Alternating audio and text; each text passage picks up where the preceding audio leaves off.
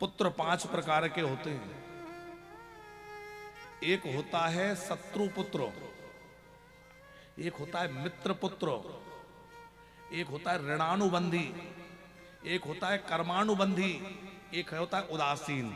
ये 5 तरह के पुत्र कहे गए हैं। महाराज ये क्या है 5 तरह के पुत्र?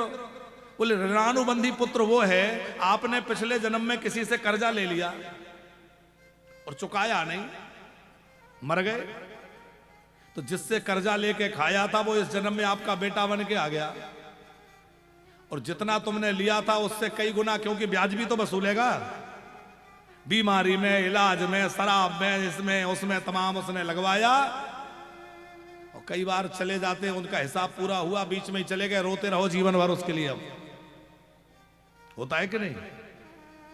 दूसरा होता है कर्मानुबंधी पुत्र। आपने किसी के साथ कोई अच्छा कर्म किया था या कोई कर्म आपके जुड़े थे उससे, और वो आपके उस कर्म का बदला नहीं चुका पाया, वो आपका बेटा बन के आ जाएगा, वो पुत्र बन करके आपको वो कर्म का बदला चुकाएगा, अच्छा या बुरा। तीसरा है कर्मानुबंधी ऋणानुबंधी शत्रु पुत्र। आपका कोई शत्रु था, आपने उसके बहुत बुरा किया था, वो आपसे बदला नहीं ले पाया, वो बेटा बन के घर में पैदा हो जाएगा, रात दिन रुलाएगा, जीवन भर आपको परेशान करेगा और आपको रुला रुला के पूरा बदला लेगा, वो है शत्रु पुत्र।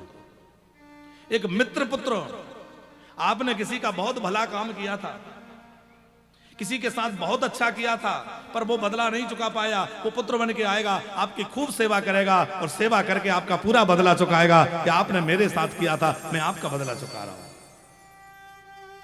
इसलिए एक बात और आपसे निवेदन करें कि आज से ये शिकायत बंद कर देना कि क्या करें महाराज, हमें तो ऐसी पत्नी मिल गई, कि क्या करें ऐसा पति मिल गया, कि ऐसा बेटा मिल गया, ये शिकायत बिल्कुल मत करो।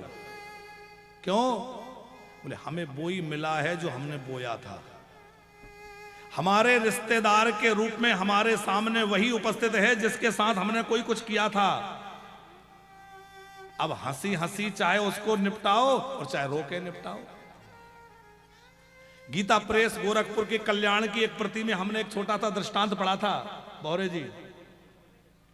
बोले एक किसान बैल खरीद के लाया और वो खेत में बैल हर जोत रहा था, तो जैसे ही हल में बैल को जोते वो बैल बैठ जाए, वो डंडा मारे वो चले ना, परेशान हो रहा था। एक महात्मा निकल के सड़क से जा रहे थे, उन्होंने वो दृश्य देखा तो बैल के पास पहुंच गए और पूछा किसान से क्या बात है? बोले नया खरीद के लाया हूं, चलता ही नहीं, पीट पीट के परेशान हूं। महात्मा ने कहा मैं उपाय करता हूं। महात्मा उस बैल के पास में गए, वो कान में जाकर बोला, देख तूने इसका खाया है, वो चुकाया नहीं है, खाया है, इस कारण बैल बन के आना पड़ा है। अब चाहे तू हंस के चुका, चाहे रो के चुका, चाहे पिट के चुका, चुकाना तो पड़ेगा, इसलिए अच्छे चल ले, चुकाना तो पड़ेगा। बैल उठ के खड़ा हो गया, चलने लगा। किसान ने कहा आपने कौन सा मंत्र फूंक दिया? बोले ये मत पूछे, तेरा काम हो गया, बस जाने दे। बात समझ में आई? वो बात सिर्फ बैल के लिए नहीं है, हम लोगों के लिए भी है। चाहे हंस के चुकाओ, चाहे रोकर चुकाओ, पर भैया जिसके साथ जो कर्म संबंध जुड़े हैं वो तो पूरा करना पड़ेगा। इसलिए रोते क्यों हो? जो सामने है वो हमारे ही कर्मों का परिणाम तो है। बस इतना हम कर सकते हैं कि आगे सब अच्छा हो, उसके लिए अच्छा कर्म करें। आगे की तो सुधार सकते हैं,